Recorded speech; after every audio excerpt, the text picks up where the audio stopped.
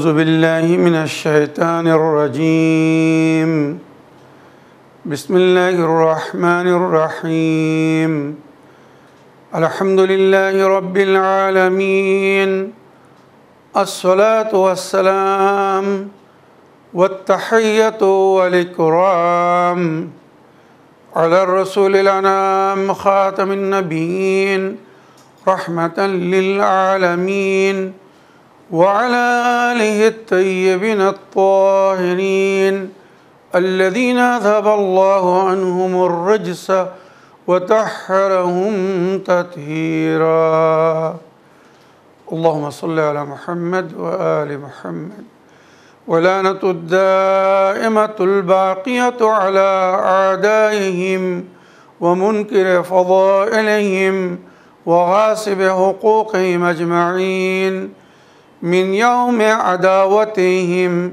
إلى قيام يوم الدين أما بعد يا عباد الله أوصيكم ونفسي بتقوى الله فإن التقوى خير الزاد وبها المعاد وتنفع يوم لا ينفع فيه مال ولا بنون إلا من أتى الله بقلب سليم وصلى الله على محمد وعلى آله الطيبين الطاهرين اللهم صل على محمد وآل محمد وعجل فرجهم আমার প্রিয় দর্শক ও শ্রোতাবৃন্দ আসসালামু আলাইকুম ওয়া রাহমাতুল্লাহি ওয়া বারাকাতুহু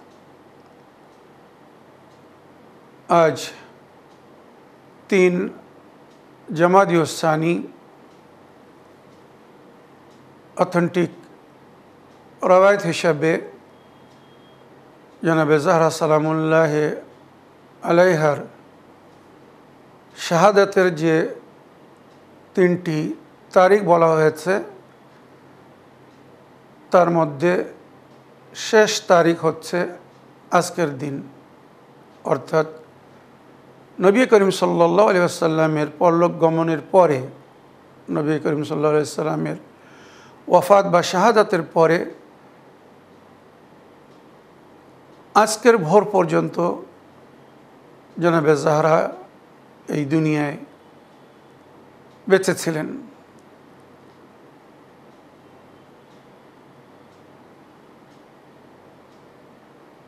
আমার প্রিয় দর্শক ও শ্রোতাবৃন্দ, এই শোক, এই দুঃখ, এই কষ্ট মা ফাতেমা জননী সালামুল্লাহ আলাইহার শাহাদাত উপলক্ষে আমি সর্বপ্রথম আপনাদের সকলকে আন্তরিক সহানুভূতি ও সম্বেদনা জানাই এবং আপনাদের সঙ্গে সঙ্গে যুগের ইমামের খেদমতে ওনার দাদির শাহাদাত উপলক্ষে তাজিয়াত পেশ করতে চাই। আজকের এই মজলিসে আমি জনাবে জাহরা সালামুল্লাহ আলাইহার হিস্ট্রিক্যাল জীবনী শোনাব, অর্থাৎ ডেট এবং হিজরি ওয়াইজ আপনার জন্ম থেকে শাহাদাত বরণ করা পর্যন্ত কবে, কোথায় বা কোন হিজরিতে কি ঘটেছিল আমি সেই ইতিহাস আপনাদেরকে শোনাতে চাই। অবশেষে জনাবে জাহরা সালামুল্লাহ আলাইহার জিয়ারতের কিছু অংশ পড়ব, যে জিয়ারতের মধ্যে ওনার বেদনা, দুঃখ বা কষ্টের জিকির রয়েছে। উনি এই দুনিয়া থেকে পর্দা নেওয়ার আগে যে কষ্ট পেয়েছিলেন বা ওনার উপরে যে জুলুম ও অত্যাচার হয়েছিল, ইনশাআল্লাহ তার জিকির করার চেষ্টা করব। তো আসুন সর্বপ্রথম ওনার জন্ম 20 জামাদুসসানি 5 বেসাত। নবী করিম সাল্লাল্লাহু আলাইহি সাল্লাম 40 বছর বয়সে মবউস বা রিসালাত হয়েছিলেন।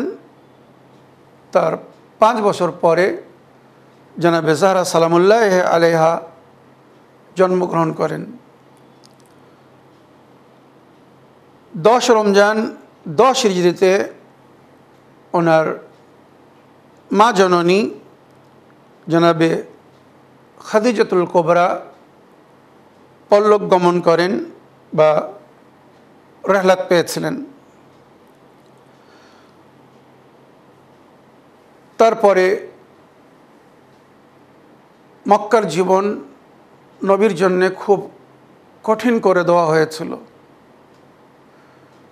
পরস্পর জনাবে আবু তালিব এবং তার 45 দিন পরে জনাবে খাদিজাতুল কুবরা যখন এই দুনিয়া থেকে পর্দা নিলেন, নবী করিম সাল্লাল্লাহু আলাইহি সাল্লামের যে মজবুত দুটি সাহারা ছিল, একটি ছিল ডিফেন্স পাওয়ার, যিনি প্রোটেকশন দিয়ে রেখেছিলেন জনাবে আবু তালিব, আর একজন ছিল ওয়েলথ পাওয়ার জনাবে খাদিজাতুল কুবরা। উভয়ে যখন এই দুনিয়া থেকে পর্দা নিলেন, দুনিয়া ছেড়ে চলে গেলেন, নবী খুব দুঃখিত, আহত হলেন এবং নবীকে তখন মক্কাবাসীরা, বিশেষ করে কুফার ও মুশরিকিনে কুরাইশ অসহায় মনে করছিল। সুতরাং নবীর ওপরে তারা জুলুম ও অত্যাচার শুরু করলো। এমন একটি পর্যায়ে আসলো যে নবী যদি ওখান থেকে হিজরত না করতেন তো নবীকে তারা মেরে ফেলতো। সুতরাং এই পরিস্থিতিতে আল্লাহর হুকুম হলো, হে আমার প্রিয় নবী, আপনি এতিম জন্মগ্রহণ করেছিলেন, ও ওয়াজাদাকা ইয়াতীমান ফাআওয়া। আল্লাহ যখন আপনাকে এতিম পেয়েছিলেন, আপনাকে আশ্রয় দিয়েছিলেন আবু তালিবের বাসায় বা আবু তালিবের কোলে। সেই আবু তালিব যখন আজ দুনিয়া থেকে চলে গেছেন, তারপরে জনাবে খাদিজাতুল কুবরার জিকিরের সঙ্গে আল্লাহ নবীকে বলা হলো যে খাদিজাতুল কুবরার অর্থ বা দৌলত আপনাকে সমস্ত প্রকারের সহযোগিতা প্রদান করছিল। সেই খাদিজাতুল কুবরা যাওয়ার পরে দুশমনেরা সুযোগ ধরছে। তাই নবী করিম সাল্লাল্লাহু আলাইহি সাল্লাম জনাবে খাদিজাতুল কুবরা এবং বিশেষ করে জনাবে আবু তালিবের ওয়াফাতের পরে যে মার্সিয়া পড়েছিলেন, ইতিহাসে উল্লেখ হয়েছে, ওখানে উনি বলেছিলেন, এই চাচা আবু তালিব, আপনার ভয়ে বা আপনার থাকাকালীন যে মুখ বন্ধ ছিল, যে মূর্খরা চুপ ছিল, আজ তারা কথা বলছে, বিদ্রুপ কথা বলছে। নবীকে যখন তারা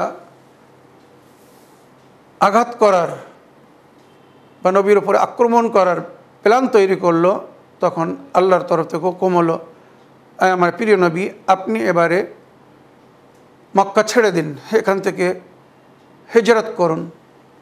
সুতরাং 3 বছরের মধ্যে জনাবে খাদিজাতুল কুবরা যখন ওয়াফাত পেয়েছিলেন, নবী করিম সাল্লাল্লাহু আলাইহি ওয়াসাল্লামের বয়স ছিল তখন 50 বছর। 3 বছর নবী তারপরে মক্কায় ছিলেন।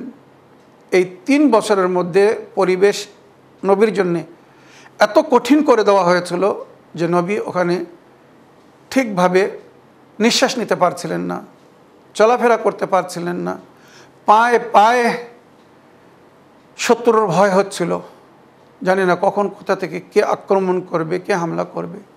তাই নবী ওখান থেকে হিজরত করে মদিনায় চলে গেলেন। মদিনায় যাওয়ার পরে সফর মাসের শেষে আল্লাহর হুকুমে, এটা 2 হিজরির কথা,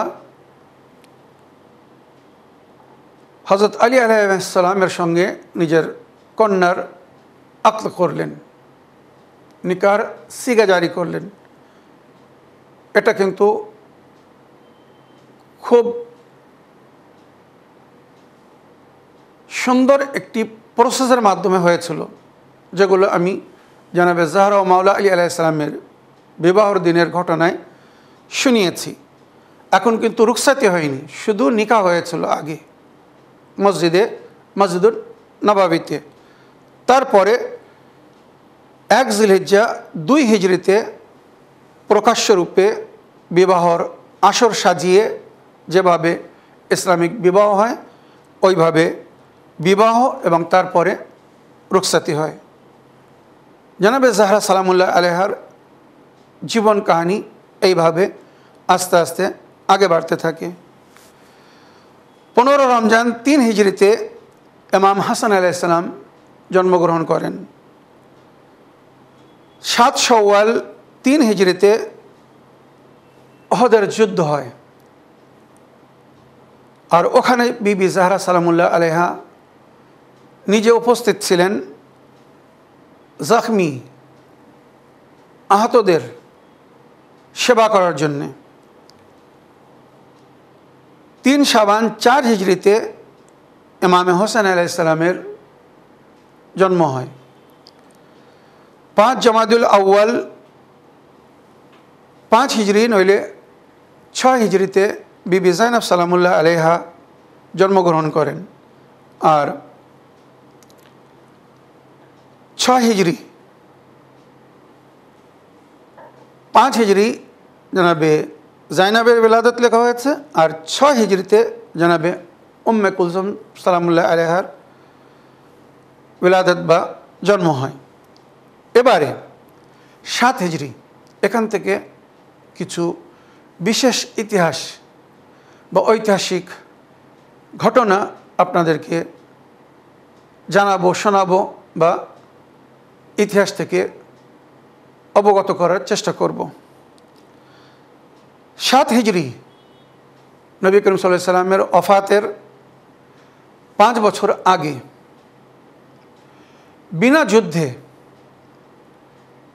ফেদাক বাগে ফেদাকের বাগান নবী করিম সাল্লাল্লাহু আলাইহি সাল্লামের অধীনে আসে।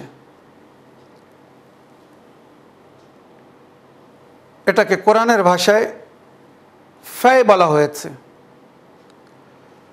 যুদ্ধে যেটা মুসলমানেরা পায় বা অর্জন করে ওটাকে গনিমত বলা হয়, যেটা নবী করিম সাল্লাল্লাহু আলাইহি সাল্লাম সফল যোদ্ধাদের মাঝখানে বা প্রাপ্য ব্যক্তিদের মাঝখানে সমতুল্যভাবে বা প্রাপ্য ব্যক্তিদের তাদের হক বা অধিকার হিসাবে বন্টন করতেন। মনে রাখবেন, এই যে ফল ফুলের বাগান ছিল যেটাকে বাগে ফেদাক বলা হয়, এটা কিন্তু যুদ্ধে জয়লাভ করেননি। নবী করিম সাল্লাল্লাহু আলাইহি সাল্লাম ইহুদিদেরকে, যারা মদিনায় বা মদিনার আশেপাশে বসবাস করছিল,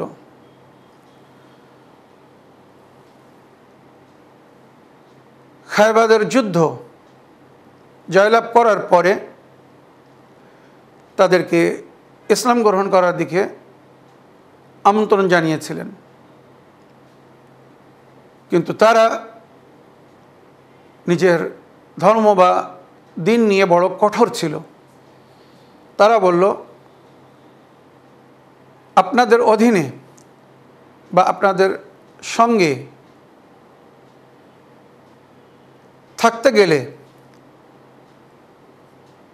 আপনারা যা বলবেন আমরা মেনে নেব, আমরা ইসলাম গ্রহণ করব না, মুসলমান হব না, তবে এর জন্যে জিজিয়া দিতে আমরা রাজি। ইসলামিক ট্যাক্স যাকে বলা হয়েছে, আমরা শুধু আপনাদের অধীনে নিরাপত্তায় থাকতে চাই, আমাদের উপরে যেন কোনো প্রকারের আক্রমণ না হয়, হামলা না হয়, আমরা ক্ষতি করব না আপনাদের, বা আপনাদের মাধ্যমে মুসলমানদের মাধ্যমে যেন আমাদের কোনো ক্ষতি না হয়।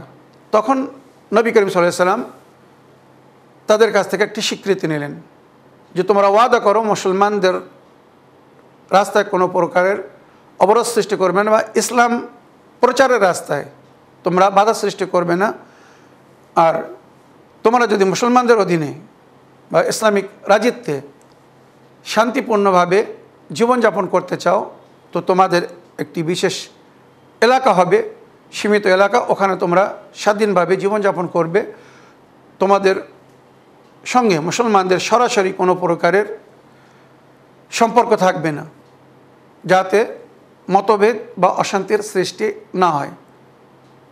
আর জিজিয়া স্বরূপ তারা বলল, এই যে এত বড় ফল ফুলের বাগান, যেটা সেই সময়ের ইহুদিদের আর্থিক সমস্ত প্রয়োজনকে পুরো করত, মানে বাগে ফেদাকের যে আয় ইতিহাসে লেখা হয়েছে, বছরের 4টে সিজন হতো ফল ফলনের জন্যে, বিভিন্ন প্রকারের শাক সবজি ফল ফলন হতো, খেজুর অধিকতম হতো। তো ওই বাগে ফেদাকের সালানা ইনকাম, মানে বার্ষিক আয় লেখা হয়েছে সেই সময়ের 40 থেকে 45 লাখ দিরহাম। একবার ভেবে দেখুন, সেই সময়ের 40 থেকে 45 লাখ দিরহাম, আর এক দিরহাম 10 গ্রাম সোনার বা রূপর হতো। দেনার হলে সোনার পয়সা হতো, আর দিরহাম হলে রূপর পয়সা হতো, যার মূল্য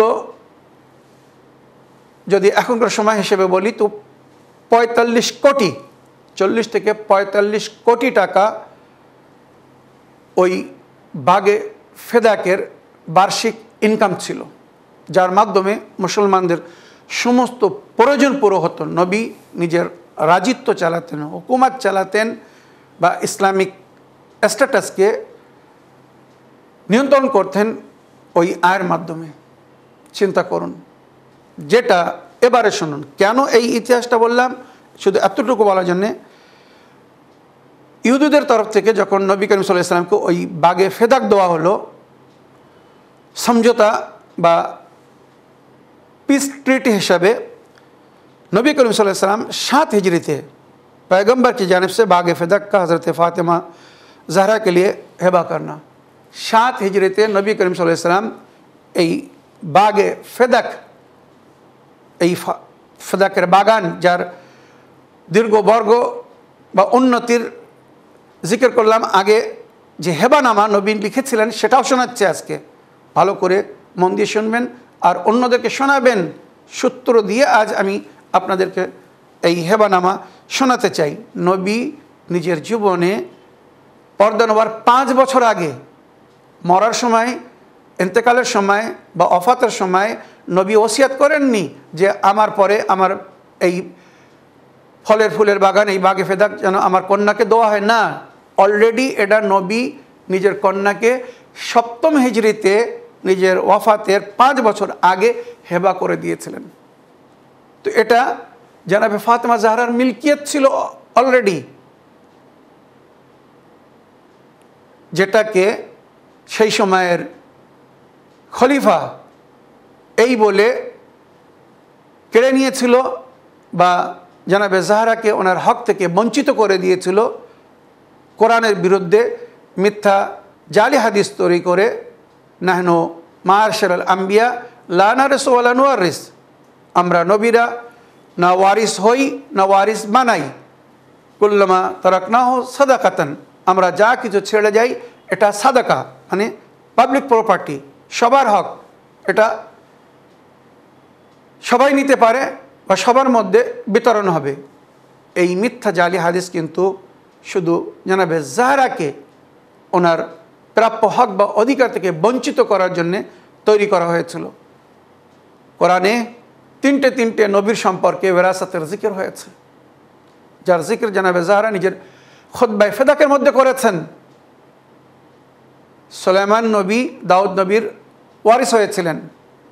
তো যদি নবীর ওয়ারিস না হয় বা নবীর সন্তানরা যদি ওয়ারিস না হয়, তাহলে সুলাইমান নবী দাউদ নবীর ওয়ারিস কী করে হয়েছিলেন? জনাবে জাকারিয়া আল্লাহর কাছে ওয়ারিস চেয়েছিলেন। আমার মনে একটা আশঙ্কা যে আমার পরে আমার অর্থ, ধন দৌলত অন্যরা অপহরণ করবে, আল্লাহ আমাকে ওয়ারিস দান করুন। রব্বি লা তাযারনি ফারদান ওয়া আনতা খায়রুল ওয়ারিসিন। তো যদি ওয়ারিস না বানানো যায় বা নবীরা যদি ওয়ারিস না বানাতেন, না হতেন, তাহলে জনাবে জাকারিয়া নবী আল্লাহর কাছে কি করে ওয়ারিস চাইলেন?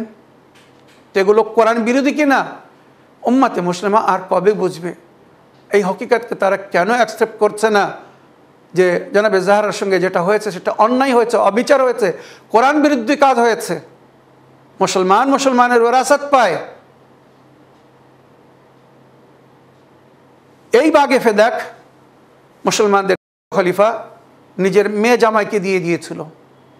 ইতিহাস তুলে দেখুন, ফাতুল বারি ফি শারহুল বুখারী তুলে দেখুন, 16 নম্বর খণ্ডের মধ্যে লেখা আছে নবী নিজের মেয়ে জামাইকে দিতে পারে না, খলিফা নিজের মেয়ে জামাইকে দিতে পারে। ইতিহাস বিস্তারিত শোনানোর আগে সামান্য কিছু কথা আগে উল্লেখ করব, তারপরে এই বাগে ফেদাক নিয়ে আলোচনা করব। নবী কিভাবে হেবা করেছিলেন আর এটা কবে কার অধীনে ছিল, আর ওই বাগে ফেদাক নবীর পরে কেন নেওয়া হয়েছিল তারও কারণ আজ আপনাদেরকে বলবো, যাতে এই পুরো ষড়যন্ত্র আপনারা বুঝতে পারেন। 24 জিলহিজ্জাহ 9 হিজরিতে নজরানের খ্রিস্টানদের সঙ্গে মোবাইলা হয়। ওই মোবাইলায় জনাবে জাহরা সঙ্গে ছিলেন। নারীদের জায়গায় নবী করিম সাল্লাল্লাহু আলাইহি ওয়াসাল্লাম শুধু জনাবে জাহরাকে নিয়ে গিয়েছিলেন। ফামান হাজ্জাকা ফীহি মিন বাদি মা জাআকা মিনাল ইলম ফাকুল তাআলাউ নাদউ আবনাআনা ওয়া আবনাআকুম ওয়া নিসাআনা ওয়া নিসাআকুম ওয়া আনফুসানা ওয়া আনফুসাকুম সুম্মা নাবতাহিল ওয়া নাজআল লানাতাল্লাহি আলাল কাযিবিন। এই আয়াত একবার পড়ে বোঝার চেষ্টা করো। তোমরা সত্যবাদীদেরকে ছেড়ে দিয়েছো, যেখানে কোরআন বলছে ইয়া আইয়ুহাল্লাযীনা আমানু ইত্তাকুল্লাহা ওয়া কুনু মা'আস সাদিকিন, হে বিশ্বাসীগণ তোমরা আল্লাহর ভয় করো আর সত্যবাদীদের সঙ্গী হও, সত্যবাদীদের সাথী হও, সত্যবাদীদের সাথ দাও। তোমরা সত্যবাদীদেরকে ছেড়ে মিথ্যাবাদীদের সাথ দিয়েছিলে। নবীকে নজরানের খ্রিস্টানেরা যখন চ্যালেঞ্জ করলো দিনের সততার প্রমাণের জন্যে, নবী সত্যবাদী রূপে আল্লাহর হুকুমে সন্তানদের জায়গায় হাসান ও হোসেনকে নিয়ে গিয়েছিলেন, নারীদের জায়গায় শুধু জনাবে ফাতেমা জাহরাকে নিয়ে গিয়েছিলেন, যেখানে বহু বচন ব্যবহার হয়েছে কোরআনে। নেসা, সমস্ত নারীদেরকে নিয়ে আসুন। মদিনায় আর কোনো নারী ছিল না, নবীর স্ত্রীরা ছিলেন না, কেন নবী তাদেরকে নিয়ে যাননি? আনফুসানা, নবী আপনার মতো যারা তাদের সবাইকে নিয়ে আসুন। মিথ্যেবাদীর বিরুদ্ধে সত্যবাদীদেরকে নবী নিয়ে গিয়েছিলেন, ওখানে কারোর নাম পাবেন না, শুধু মাওলা আলী আলাইহিস সালামের নাম পাবেন। এই ইতিহাসগুলো জানার প্রয়োজন আছে। তো এগুলো 24 জিলহিজ্জাহ 9 হিজরিতে ঘটেছিল, যেখানে জনাবে জাহরা একা নারী ছিলেন সত্যবাদী রূপে। সেই জাহরাকে খলিফা নিজের দরবারে ডেকে মিথ্যা প্রমাণ করেছিল। সিদ্দিকায়ে তাহেরা মানে সমস্ত উম্মত যে নারীকে খাতুনে জান্নাত যাকে বলা হয়েছে, তাকে যদি কেউ মিথ্যাবাদী প্রমাণ করে তার ঠিকানা কি হবে? 28 সফর বা মুসলমানদের রওয়ায়াত হিসেবে 12 রবিউল আউয়াল 11 হিজরিতে নবী করিম সাল্লাল্লাহু আলাইহি সাল্লাম এই দুনিয়া থেকে পর্দা নিয়েছিলেন, যেটা জনাবে জাহরার জন্য সবচেয়ে শোকের দিন ছিল, দুঃখের দিন ছিল, কষ্টের দিন ছিল। ওখান থেকে বিবি জাহরার মুসিবত শুরু হয়েছিল, মনে রাখবেন। রবিউল আউয়াল খলিফার তরফ থেকে বাগে ফেদাক ফিরিয়ে নেওয়া হয়। রবিউল আউয়াল 11 হিজরিতে সর্বপ্রথম অর্ডার জারি করা হয় যে হজরত আলী ও ফাতেমার তরফ থেকে যারা বাগে ফেদাকে কাজ করছে এদেরকে সবাইকে নিলম্বিত করে দেওয়া হলো, সরিয়ে তাদের জায়গায় আমাদের লোক কাজ করবে। আর বাগে ফেদাক এবারে আমাদের অধীনে থাকবে, আমরা তার আয় ব্যয় যা কিছু সব আমরা দেখব। সুতরাং ওখানে বিবি যারা মসজিদুল নওয়াবিতে বা খলিফার দরবারে গিয়ে নিজের অধিকার বা হেবানামা এখনই শোনাবো, যেটা নবী লিখে দিয়েছিলেন, মুসলমানদের বইয়ের মধ্যে উল্লেখ হয়ে আছে, পেশ করলেন। আফসোস, খলিফা কিছু সময়ের জন্যে মেনে নিল বা মেনে নিয়েছিল, ফাতেমা তুমি যেটা বলছো ঠিক বলছো, তুমি মিথ্যা কথা বলতে পারো না, তোমার বাবা যদি তোমার নামে লিখে দিয়ে থাকে তো এটা তোমার। তবে তুমি করিমা ইবনে করিম, তোমার পিতা করিম ছিলেন, দয়াময় ছিলেন, আশা করি তুমিও সেই করম নওয়াজি, সেই দয়াময় হওয়ার পরিচয় দিবে, এই বাগে ফেদাক থেকে সবার সহযোগিতা করবে, প্রয়োজনীয় ব্যক্তিদের মদত করবে। জনাবে জাহরা বললেন অবশ্যই, এই বাগে ফেদাকের আয় আমি আমার সন্তানদেরকে খাওয়াইনি বা খাওয়াবো না, এর আয় প্রাপ্য ব্যক্তিদেরকেই দেবো। তো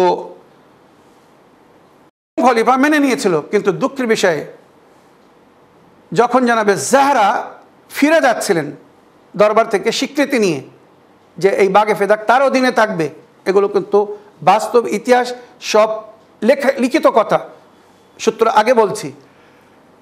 খলিফা দরবারে প্রবেশ করছিল আর জনাবে জাহরা বাইরে যাচ্ছিলেন। জিজ্ঞেস করলো, ফাতেমা এখানে দরবারে এমন কি প্রয়োজন হয়েছিল?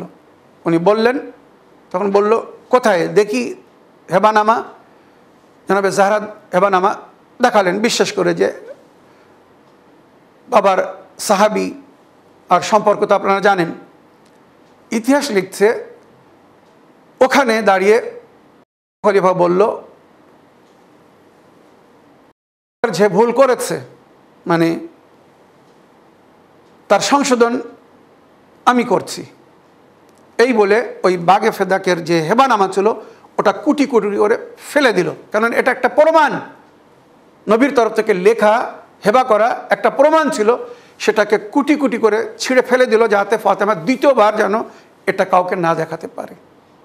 যখন ছিঁড়ে দিল, মা ফাতেমা খুব দুঃখ পেলেন আর একটু উচ্চস্বরে বললেন, আপনি এ কী করলেন? আমার বাবার তাহরির ছেড়ে দিলেন। ওখানে খলিফা জনাবে জাহরাকে চড় মেরেছিল। কষ্টে বুক ফেটে যায় যে ফাতেমাকে নবী দাঁড়িয়ে সালাম করতেন, সম্মান জানাতেন, হাত মুখে চুম্বন করতেন, সেই মুখে চড় মেরেছে এই দ্বিতীয়বার। এর আগে বাড়িতে চড় মেরেছিল। যাই হোক, রবিউল আউয়াল 11 হিজরিতে মাওলা আলী আলাইহিস সালাম জনাবে ফাতেমার জন্য জান্নাতুল বাকিতে বায়তুল আহজান তৈরি করেছিলেন। কেননা পিতার পরে উনি দিন রাত কান্না করতেন, ক্রোধন করতেন। তো মুসলমানদের বড় বড় ব্যক্তিরা, ইশারা আপনারা বুঝতে পারছেন, তারা নালিশ করলো, আলী ফাতেমার কান্নার আওয়াজ শুনে আমরা কষ্ট পাচ্ছি, তাকে বলা হয় রাত্রে কাঁদতে, নইলে দিনের বেলা। আর যদি তারা মানে ফাতেমা দিনের বেলা বা রাত্রে কাঁদতে চায় তো এখান থেকে বাইরে তার জন্য কোথাও ব্যবস্থা করে দাও, সেখানে গিয়ে কাঁদুক, ফাতেমার কান্নার আওয়াজ আমাদের ভালো লাগছে না। তাই মাওলা আলী আলাইহিস সালাম জান্নাতুল বাকিতে ফাতেমার জন্য বায়তুল আহজান তৈরি করেছিলেন, হজনের ঘর, দুঃখের কষ্টের ঘর, বেদনার কান্নার ঘর। ওইভাবে ইতিহাসে লেখা হয়েছে, জানাবে ফাতেমার ঘরে আগুন লাগানো হয়েছিল, জ্বলন্ত দরজা ওনার উপরে ফেলা হয়েছিল, সেই দরজার নিচেই চেপে জানাবে মহসিন শহীদ হয়েছিলেন, যেগুলো এর আগেও আমি শুনিয়েছি। তো আজ 3 জামাদুসানি জানাবে জাহরার ওয়াফাতের তারিখ, যেদিন উনি এই দুনিয়া থেকে পর্দা নিলেন। এবারে ফেদাকের অল্প সময়ের মধ্যে আমি ফেদাকের সেই হিস্ট্রিক্যাল ঐতিহাসিক হেবানামা শোনাতে চাই, যেটা জাগিরে ফেদাক বইয়ের নাম। আর এই যে রওয়ায়াতটা পড়ছি, হেবানামা পড়ছি, এটা আপনারা ফাতাওয়ায়ে আজিজি মনে রাখবেন। আমি যে সূত্র বলছি ভালো করে মন দিয়ে শুনবেন। আহলে সুন্নাত কি মোতাবের কিতাব ফাতাওয়া আজিজি পৃষ্ঠা নম্বর 65, মতবুয়া করাচিতে আপনারা এটা দেখতে পারেন। নবী 7 হিজরিতে জানাবে ফাতেমা জাহরাকে যে হেবানামা লিখে দিয়েছিলেন বাগে ফেদাকের সম্পর্কে, সূত্র সমেত বলছি, ভালো করে মন দিয়ে শুনবেন। এরপরে বলবেন যে কারা দোষী, কারা অন্যায় করেছে, কারা অবিচার করেছে। ওয়াকাফা মোহাম্মদ বিন আবদুল্লাহ বিন আব্দুল মুত্তালিব বিন হাশিম বিন আব্দুল মুনাফ হাদিল করিয়া আল মালুমা। বাগে ফেদাকের ওয়াকফনামা শুনুন। প্রিয় নবী মোহাম্মদ মুস্তাফা সাল্লাল্লাহু আলাইহি সাল্লাম আবদুল্লাহ ইবনে আব্দুল মুত্তালিব বিন হাশিম বিন আব্দুল মুনাফ, পুরো বংশের এখানে জিকির হয়েছে। নবীকে তার পরিচয় উনি ওয়াক করেছেন হাদিল করিয়া আল মালুমা। বাগে ফেদাক একটা ছোট বাগান ছিল না, একটা গ্রামের মতো বড় এরিয়া ছিল, দীর্ঘ বর্গ।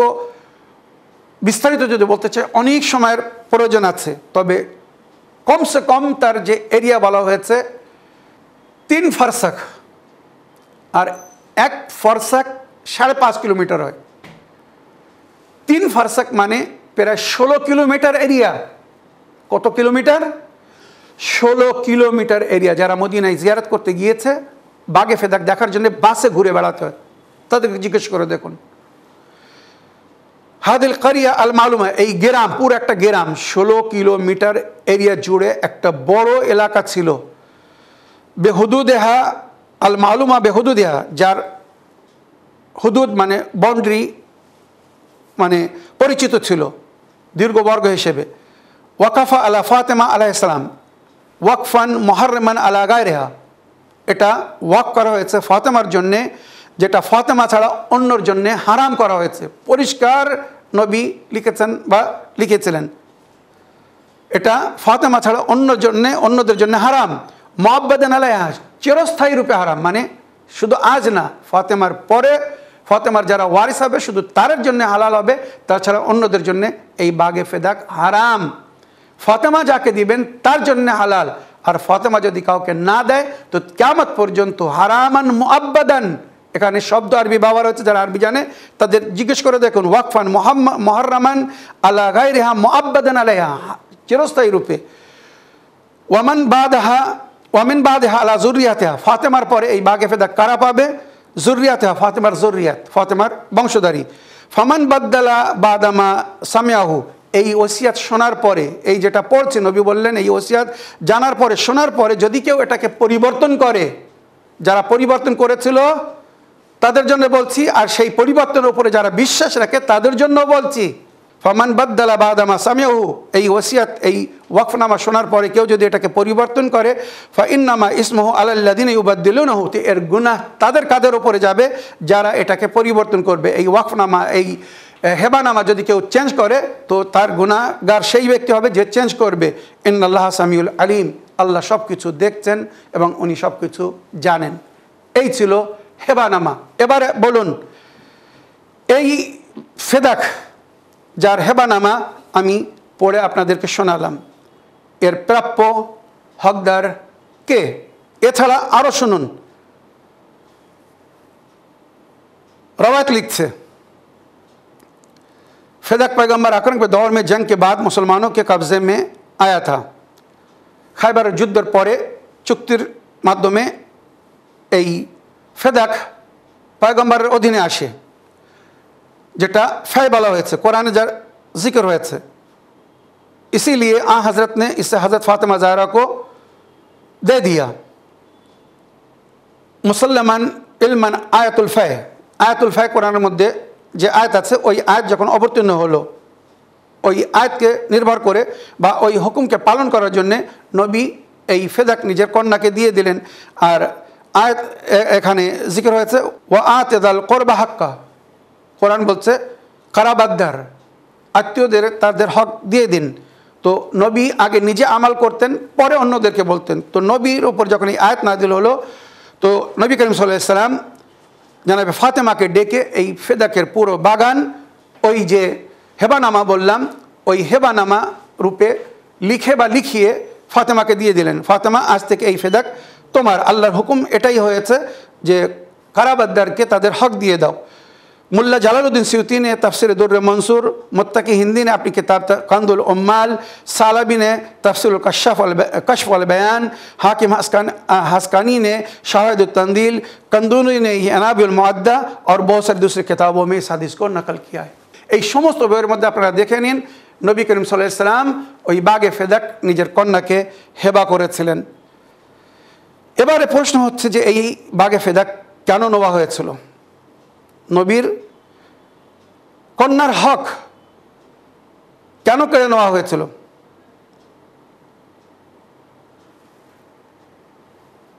ফাতেমা জাহরার কাছ থেকে যখন এই হক जोर করে নেওয়া হলো, फदक पर कब्जा होने के बाद हज़रत फातिमा ज़हरा ने से फदक की वापसी मुतालबा किया।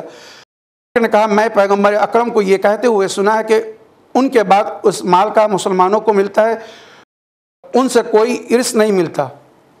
मिथ्या जाली हदीस एखाने खलीफा जनाबे ज़हराকে শোনালো যে ফাতেমা আমি নবীর কাছ থেকে শুনেছি যে নবীরা কাউকে ওয়ারিস বানান না বা ওয়ারিস হন না, ওনার তারাকা মানে বিরাসত যা কিছু ছেড়ে যাবে ফারাজ সেটা সাধারণ মানুষের হক। फातिमा ने जवाब दिया मेरे वालिद ग्रामी ने ये ज़मीन मुझे बख्श दी थी। ওই হেবানামা পেশ করলেন দলিল প্রমাণ যে এই জমিন বা এই ফলের বাগান আমার পিতা আমাকে হেবা করে দিয়েছিলেন। हज़रत फातिमा से उस बात पर गवाह तलब की, तुम्हारे কাছে কি সাক্ষী যে এটা তোমার বাবা लिखे दिए? उस मौके पर फातिमा ने हज़रत अली उम्मे ऐमन पैगम्बर अकरम के एक ग़ुलाम को बतौर गवाह पेश किया। এই সমস্ত প্রুফ দলিল ওখানে দিয়েছিলেন।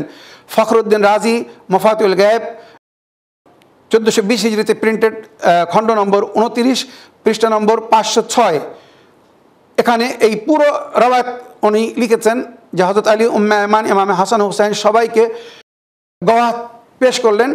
तो हज़रत ज़हरा के मुद्दा को कबूल करके बतौर सनद एक तहरीर लिख दिया ताकि बाद में कोई और उन पर कब्जा ना कर सके। শোনার পরে নিজেও একটা লিখে দিন, নবী লিখেছেন প্লাস লিখলো রওয়ায়াত কি বলছে লিখলো যে ঠিক আছে এটা তোমার হক, তোমার অধীনেই থাকবে। हज़रत फातिमा जब मजलिस से बाहर तशरीफ़ ले गई, ने उस कागज़ को आपके हाथ से छीन कर फाड़ दिया। যেটা লিখে দিয়েছিল বা নবী করিম সাল্লাল্লাহু আলাইহি সাল্লাম যে লিখে দিয়েছিলেন সেটাকে নিয়ে ছিঁড়ে ফেলে दिल। अहले सुन्नत के बाद मसादिर के मुताबिक हज़रत फातिमा के गवाहों को कबूल नहीं किया और गवाह के तौर पर 2 मर्दों को पेश करने का कहा। इब्न अबिल हदीद कहते हैं कि मैंने बगदाद के मारूफ उस्ताद इब्न फारूकी से सवाल किया क्या फातिमा ज़हरा फ़िदा के हवाले से सच कह रही थी? अहले सुन्नतদের বিখ্যাত বই এবং রাবি ইবনে আবিল হাদিদ উনি লিখছেন আহলে সুন্নাত বিখ্যাত আলিম ইবনে ফারুকের কাছে যখন আমি জিজ্ঞাসা করলাম যে ফেদাকের বিষয়ে ফাতেমা জাহরা কি উনি সত্য কথা বলছিলেন, ঠিক বলছিলেন, খলিফার দরবারে যে দাওয়া করেছিলেন উনি নিজের দাওয়াতে সত্যবাদী ছিলেন? ইবনে ফারুক ने कहा हाँ एकदम उन्हीं सत्यवादी ছিলেন। मैंने पूछा तो फिर क्यों फदक आपको नहीं दिया? तो ताले फदक उनके क्यों दिलन ना? उसने कहा अगर ऐसा करता तो कल खिलाफत भी अपने शौहर के होने का मुतालबा करती, उस वक्त उस बात को ठुकरा नहीं सकते थे। फदक दिए दिले পরে ফাতেমা বলতো এই যে খেলাফতের উপরে তুমি বসেছো এটাও আমার বাবা নিজের জীবনে কাদির রকমের ময়দানে আমার স্বামী হযরত আলীর নামে ঘোষণা করে গেছেন, সুতরাং খেলাফত ছাড়তে হতো। ষড়যন্ত্র দেখুন কেন দেওয়া হয়নি, बात ठुकरा नहीं सकते थे। फिदक के मुतालिक आपकी बात गवाह के बगैर मान गए थे, मैंने नहीं चलो किंतु तार परो देनी। इब्न अबिल हदीद आगे कहता अगरचे इब्न फारूकी ने यह बात मजाक में कह दी थी लेकिन उस बात का बिल्कुल हकीकत से ताल्लुक, यानी बात बिल्कुल सही है। যদি ফেদাক দিয়ে দিত তো খেলাফতও দিয়ে দিতে হতো, খেলাফতের উপরে থাকা যেত না। এবারে এখানে যে হকিকত লেখা হয়েছে ভালো করে মন দিয়ে শুনবেন, এই শেষ অংশে এটা আমি শুধু পড়ছি, সামান্য একটু দেরি হয়ে যাবে, আজকে হয়তো মুসাহিব डिटेल से पढ़ते पारबो ना। इमाम अली की इक्तिसादी ताकत से फ़िदा क्यों नेওয়া হয়েছিল শুনুন। इमाम अली अलैहिस्सलाम की इक्तिसादी ताकत से ताकत से खौफ फिदक छीनने का बाइस बना। यानी इमाम आলী যদি আর্থিক হিসেবে মজবুত হতেন তো পাবলিক ইমাম আলীকে ছেড়ে অন্যদিকে যেত না, তাই আর্থিক হিসাবে ওনাকে আগে দুর্বল করা হলো যাতে পাবলিক दुनियार पेछने जाए, जानो अलीर पीछने ना जाए। क्योंकि इमाम अली में रहबरी और क़यादत के शराइत में से इल्म, तक़वा, दरख्शा माजी और पैगम्बर अकरम से क़राबत नीज़ पैगम्बर अकरम के आपके बारे में किए जाने वाले नसाहे नाकाबिल इनकार थे। हज़रत अली अलैहिस्सलाम खिलाफतर जন্য সমস্ত দিক থেকে উপযুক্ত ব্যক্তি ছিলেন, শিক্ষা হিসেবে, তাকওয়া পরহেজগার হিসেবে, ব্রাইট ফিউচার বা ব্রাইট পাস্ট হিসাবে, বা পয়গম্বর ইকরামের ওসিয়ত ছিল বা ঘোষণা ছিল হযরত আলী আলাইহিস সালামের সম্পর্কে, সমস্ত দিক থেকে দেখা যাচ্ছিল আলীর চেয়ে তো উপযুক্ত ব্যক্তি এই খিলাফতের জন্য নবীর পরে কেউ ছিল না। সুতরাং उसी लिए इमाम से इस मनसब का छीनना मुमकिन नहीं था। हज़रत अली अलैहिस्सलामेर काछ थेके এই খিলাফত কেড়ে নেওয়া संभव ছিল না তাদের জন্য, इसलिए इमाम अली और उनके ख़ानदान को कमज़ोर करने के लिए फ़िदक आपकी मिल्कियत से खारिज किया गया। মাওলা আলী এবং ওনার পরিবারকে দুর্বল করার জন্য, আর্থিক হিসেবে দুর্বল করার জন্য ওনাদের থেকে ফেদাক নেওয়া হলো যে পয়সা যদি আমাদের কাছে থাকে তো দুনিয়া আমাদের পেছনে আসবে, আর অন্য কিছু তো আমাদের কাছে নেই, আর পয়সা বা শিক্ষা ক্ষমতা সব কিছু যদি আলীর হাতে থাকে তো সবাই আলীর পেছনে যাবে, আমাদের পেছনে কেউ আসবে না। और ख़ानदान पैगम्बर को अपनी हुकूमत का मोहताज बना दिया। पैगम्बरेर परिवार बा वंशके नतून खलिफात बा हुकूमत निजेर मोहताज करे दिएछिल। ये बात खलीफा की अबू बकर से होने वाली गुफ्तगू से आया है। खलीफा जब खलीफार संगे कथा बोलछिल, इतिहास सुनुन, उन्होंने से कहा आवाम दुनिया की गुलाम है, दुनियार गुलाम, मानुष पैसार गुलाम, जेखाने पैसा जेखाने दुनिया मानुष सेदिके जाए और दुनिया के अलावा उनका कोई और मकसद नहीं। दुनिया परस्त বা স্বার্থপরদের দুনিয়া ছাড়া আর কোনো মতলব হয় না। तुम अली से खुम्स और गनीमत को छीन लो, আলীর কাছ থেকে এই খুমস আর এই গনিমত বা এই ফেদক কেড়ে নাও। जब लोग उन्हें तंगदस्त देखेंगे तो तुम्हारी तरफ आ जाएंगे। যখন দেখবে আলী গরিব, আলীর কাছে পয়সা নেই, অর্থ নেই, তো আলীকে ছেড়ে সব তোমার কাছে আসবে। এই হকিকত জাফর সুবহানি ফরোগে বেলায়েত উনি এই পুরো ঘটনা লিখেছেন পৃষ্ঠা নম্বর 205 এবং 206। আমার প্রিয় দর্শকরা, আর অনেক কথা ছিল, সময় শেষ হয়ে যাওয়ার কারণে আমি আর আগে যেতে পারছি না। শুধু এতটুকু বলবো, এই যে পুরো হিস্ট্রি আপনাদের সামনে তুলে ধরলাম, এর থেকে আপনারা কি বুঝলেন বলুন, ইনসাফ করুন যে ফেদাক কার হক আর কার সঙ্গে অন্যায় বা অবিচার হয়েছে। জনাবে ফাতেমা জাহরা নিজের হক নিতে গিয়েছিলেন, এমনকি নবীর পরে যখন জনাবে জাহরার উপরে জুলুম হয়েছিল, ঘরে আগুন লাগিয়ে দেওয়া হয়েছিল, চলন্ত দরজার ওনার উপরে ফেলে তার উপরে চড়ে মাওলা আলীকে গ্রেফতার করার জন্য ঘরে প্রবেশ করা হয়েছিল, সব ঘটনা আপনারা শুনেছেন, জানেন। শুধু আমি তার সারাংশ বলে আজকের মজলিসকে শেষ করতে চাই। জনাবে ফাতেমা জাহরা 75 দিন নইলে আজকের দিন পর্যন্ত মানে 95 দিন বেঁচে ছিলেন। জানেন কি কষ্টের সঙ্গে বেঁচে ছিলেন? একটি হাড়ের ডাক্তার জনাবে ফাতেমা জাহরা সালামুল্লাহ আলাইহার শাহাদাতের মজলিসে বসেছিল। খতিব রোজা খান জাকির জনাবে জাহরার মাসাব পড়েছে, বুকের পাঁজরার হাড় ভেঙে গিয়েছিল। মা ফাতেমা জাহরা রাত্রে ঘুমাতে পারতেন না, সারা রাত বসে কাটিয়ে দিতেন। ডান দিকে ঘুমাতে চাইলে হাড় বাম দিকে শরীরের সঙ্গে টাচ করতো, ভাঙা হাড় যখন টাচ করতো ঘুম ভেঙে যেত। বাম দিকে যখন ঘুমাতে চাইতেন হাড় ডান দিকে টাচ করতো, ঘুম ভেঙে যেত। এমনকি ওই হাড়ের ডাক্তার মজলিস শোনার পরে সবাই চলে গেছে, একা একা বসে কাঁদছে, তো বাড়ির মালিক এসে জিজ্ঞাসা করছে, ডাক্তার সাহেব আপনি এতক্ষণ ধরে কাঁদছেন, সবাই চলে গেছে, আপনি জাননি, আপনি এত কাঁদছেন কেন, কি এমন মনে পড়ছে? তখন ওই হাড়ের ডাক্তার বলছে, আমি হাড়ের ডাক্তার, শরীরের অন্য কোনো হাড় ভেঙে গেলে মানুষ অত কষ্ট পায় না, সীমিত সময়ের জন্য হয়তো কষ্ট পায়, কিন্তু পাজরার হাড় যদি ভেঙে যায়, যখন মানুষ নিঃশ্বাস নেয় তো ফুসফুসি লাঞ্চ ফলে বাড়ে কমে, তো পাজরার হাড় যদি ভেঙে যায় তো শ্বাস নেওয়ার সময়ও কষ্ট হয়, শ্বাস ছাড়ার সময়ও কষ্ট হয়। চিন্তা করে ডাক্তার বলছে আমি ভেবে পাচ্ছি না, ফাতেমার পাজার হাড় যখন ভেঙে গিয়েছিল তো 45 দিন 75 দিন বা 95 দিন ফাতেমা কি করে বেঁচেছিল। যখন নিঃশ্বাস নিত তখন কষ্ট হতো। আমার মা, আপনার মা যদি এই কষ্টে থাকে একবার ভেবে দেখুন আমরা কি সইতে পারবো? এই কষ্ট কি করে ফাতেমা জাহরা সহন করেছিলেন। ডাক্তার বলছে আমি প্রতি নিঃশ্বাসের সঙ্গে সেই কষ্টের একটা অনুভব করছি। তাই মাওলা আলী আলাইহিস সালাম বলছেন ফাতেমা মারার আগে, ফাতেমা পরলোক গমনের আগে শাবি হয়ে গিয়েছিল। শাবি মানে একটা ছায়ার মতো। ফাতেমার শরীরে আর মাংস ছিল না, শুধু হাড় আর চামড়া রয়ে গিয়েছিল। এত কষ্টের সঙ্গে ফাতেমা এই দুনিয়ায় বেঁচেছিল। তারিখ লিখছে, ইতিহাস লিখছে, শেষ বাক্য শুনুন, ইতিহাস লিখছে ওই অবস্থায় ফাতেমা নিজের বুকের পাজার হাড় হাত দিয়ে চেপে ধরে মদিনার এক এক বাড়িতে যেতেন, ইতিহাসে লেখা হয়েছে। আর তাদের ঘরের দরজা নক করে ঘা দিয়ে সাহেবে খানাকে ডেকে বলতেন তোমরা একবার ইনসাফ করো, আমার বাবা কি আমার সম্পর্কে ওসিয়ত করেনি? আমার বাবা কি নিজের পরে আমার স্বামীর জন্য খেলাফতের ঘোষণা করেননি? তোমরা কেন ঘরে বসে আছো? আমার সঙ্গে অন্যায় হচ্ছে, অবিচার হচ্ছে, আমার উপরে জুলুম হয়েছে, তাও তোমরা কেউ সাথ দিবে না, তোমরা কেউ এসে একবার হক বলবে না। কিন্তু দুঃখের বিষয় মদিনাবাসীরা দুনিয়ার ভয়ে, রাজিত্বের লোভে, দুনিয়ার আশায় তারা হকিকতকে ভুলে দিয়েছিল। সীমিত কিছু ব্যক্তিরা শুধু মাওলার সঙ্গে ছিল।